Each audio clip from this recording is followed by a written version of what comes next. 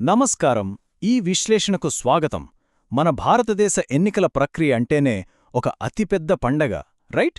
కానీ ఇది కేవలం ఓట్లు వేయడం, లెక్కపెట్టడం మాత్రమే కాదు. ఇదొక అద్భుతమైన, అత్యంత నిర్మాణాత్మకమైన క్రీడలాంటిది. మరియు ఈ క్రీడ ప్రధానంగా రెండు స్పష్టమైన నిబంధనల పుస్తకాలచే నియంత్రించబడుతోంది. ఓకే, ఈ నిబంధనల వెనక ఉన్న అసలు రహస్యాలను మరియు నియమాలను ఇప్పుడు మనం వివరంగా విశ్లేషిద్దాం.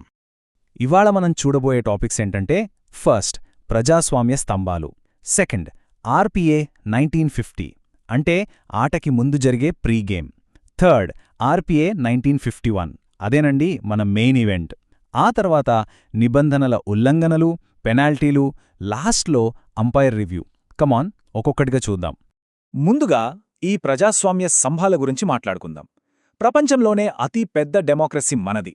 దాన్ని పటిష్టంగా నిలబెడుతున్న ఆర్టికల్స్ 324 నుంచి 329 కింద ఉన్న రెండు అత్యంత కీలకమైన చట్టాలే 1950 మరియు 1951 ప్రజా ప్రాతినిధ్య చట్టాలు. ఇంగ్లీష్లో వీటినే representation of the people acts లేదా సింపుల్గా ఆర్పీఏ అంటారు. ఈ రెండు స్తంభాలు లేకపోతే అసలు ఎన్నికల ప్రక్రియే అసాధ్యం.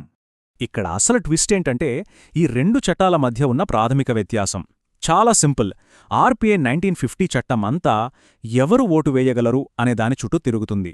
అంటే ఇది ఎన్నికలకు ముందే జరిగే ప్రక్రియ అన్నమాట. అదే ఆర్పీఏ 1951 చట్టం తీసుకుంటే ఎవరు పోటీ చేయగలరు, అసలు ఎన్నికలు ఎలా జరుగుతాయి అనేది వివరిస్తుంది. ఈ స్పష్టమైన విభజనను మైండ్లో పెట్టుకుంటే ఇవి చాలా ఈజీగా అర్థమవుతాయి. దీన్ని ఇంకా ఈజీగా గుర్తుపెట్టుకోవాలంటే ఇదొక క్రికెట్ మ్యాచ్లాగా ఊహించుకుందాం.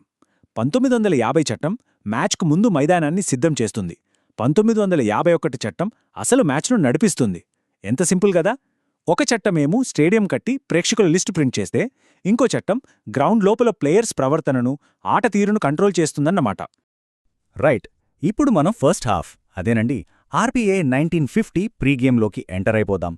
అసలు ఒక్క ఓటు కూడా పడకముందే ఈ ప్రజాస్వామ్య దేశంలో ఓటర్లను ఎలా గుర్తిస్తారు, జాబితాలను ఎలా ప్రిపేర్ చేస్తారు? Let's find out.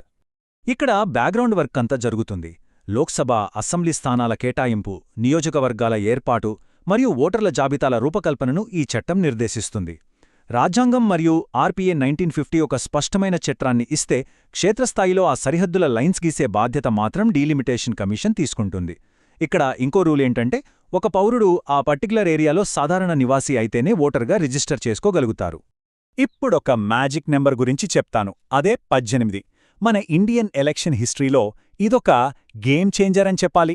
1988లో 61వ రాజ్యాంగ సవరణ ద్వారా ఓటింగ్ వయసును 21 నుంచి 18 ఏళ్లకు తగ్గించారు. ఇది ఆర్టికల్ 326 కింద అందరికీ ఓటు హక్కును స్థిరపరిచిన ఒక అద్భుతమైన క్షణం. మరి కోట్ల మంది ఓటర్ల లిస్ట్ మెయింటైన్ చేయడం అంటే మాటలా? దీనికంటూ ఒక స్ట్రిక్ట్ చైన్ ఆఫ్ కమాండ్ ఉంది. స్టేట్ లెవెల్లో ఈ లిస్టులను చీఫ్ ఎలక్టోరల్ ఆఫీసర్ సూపర్వైజ్ చేస్తారు. అదే నియోజకవర్గ స్థాయిలో అయితే ఎలక్టోరల్ రిజిస్ట్రేషన్ ఆఫీసర్ పక్కగా లిస్టులు ప్రిపేర్ చేస్తారు. ఆ తర్వాతే మన పేర్లు యాడ్ చేయడం, డిలీట్ చేయడం, కరెక్షన్స్ లాంటివి జరుగుతాయి.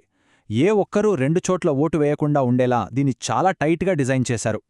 సో, ఇప్పుడు వరకు చూసిన విషయాలను ఒక్కసారి రీక్యాప్ చేసుకుందాం. 1950 చట్టం అంటే ఓటర్లు మరియు ఎన్నికలకు ముందు జరిగే పనుల కోసం.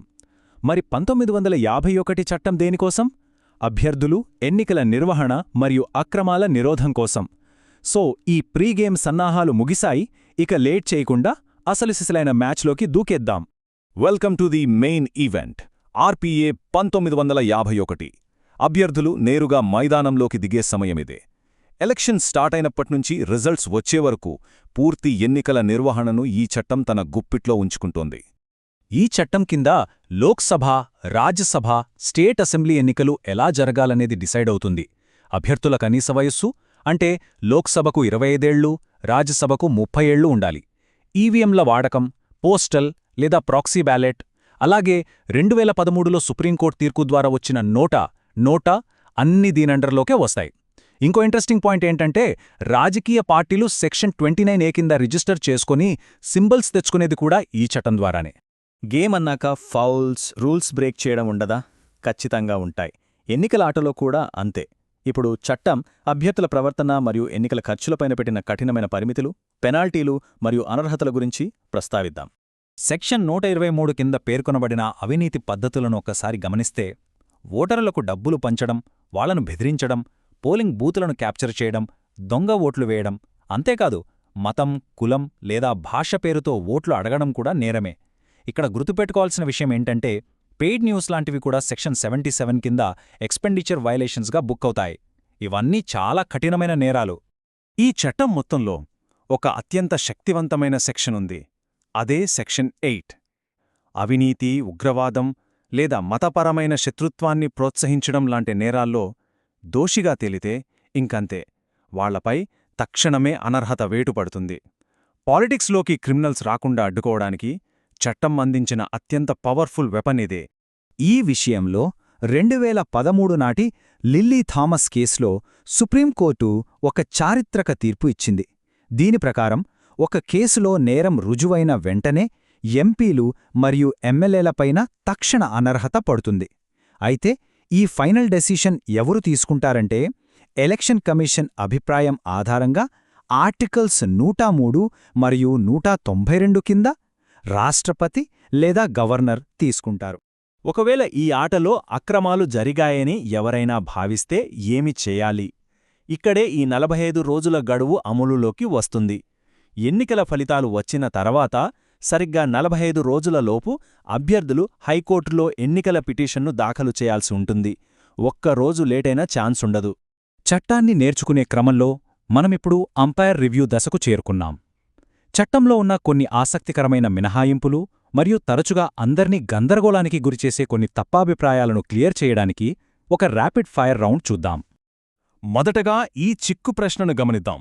ఎన్నికల ప్రవర్తన నియమావళి అంటే model code of conduct MCC మరియు పార్టీలు మారకుండా ఆపే ఫిరాయింపుల నిరోధక చట్టం, అసలు ఇవి ఆర్పీఏ చట్టంలో భాగమేనా? చాలామంది ఇక్కడే కన్ఫ్యూజ్ అవుతుంటారు. దీనికి ఆన్సర్ ఏమాత్రం కాదు. ఎంసీసీకి ఎటువంటి చట్టబద్ధత లేదు. అది ఎలక్షన్ కమిషన్ జారీ చేసే ఒక నియమావళి మాత్రమే. అలాగే ఫిరాయింపుల నిరోధక చట్టం రాజ్యాంగంలోని 10వ షెడ్యూల్ కిందకు వస్తుంది. ఆర్టికల్ 324 కింద ఎలక్షన్ కమిషన్కున్న వాస్తవ అధికారాలను ఇది చాలా చక్కగా స్పష్టం చేస్తుంది. నెక్స్ట్ క్వశ్చన్ చూద్దాం. ఎన్నికలకు సంబంధించిన వివాదాలు నేరుగా సుప్రీంకోర్టుకు వెళ్తాయా? ఈ న్యాయ సమీక్షలపై కూడా చాలా అపోహలున్నాయి. మళ్ళీ సమాధానం కాదు.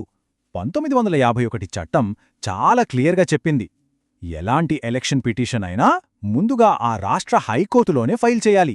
డైరెక్ట్గా సుప్రీంకోర్టుకు వెళ్లడానికి వీల్లేదు. ఈ చట్టం క్షేత్రస్థాయిలో ఎంత వైవిధ్యంగా పనిచేస్తుందో చూడ్డానికి కొన్ని స్పెషల్ కేసెస్ గమనిద్దాం.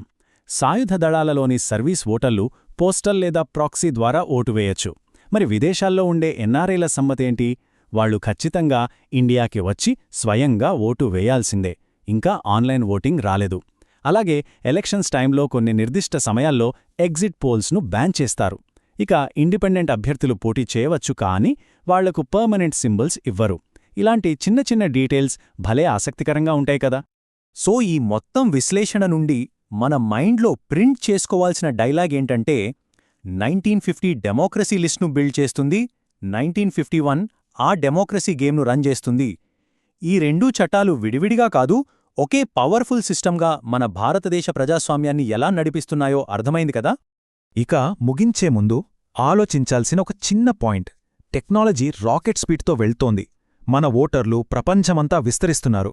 మరి 1950ల నాటి ఈ పునాదులు ఫ్యూచర్ డెమోక్రసీకి తగ్గట్టు ఎలా అప్డేట్ అవుతాయి?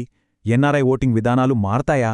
ఈవీఎంల సెక్యూరిటీ, పాలిటిక్స్లో క్రిమినల్స్ రాకుండా ఆపడం, ఇవన్నీ ముందు ముందు ఎలాంటి టర్న్స్ తీసుకుంటాయో వేచి చూడాలి. సో ఇదండి ఈనాటి విశ్లేషణ. ఇది మీకు ఖచ్చితంగా ఉపయోగపడుతుందని ఆశిస్తున్నాను. మరొక ఆసక్తికరమైన అంశంతో మళ్ళీ కలుద్దాం. నమస్కారం.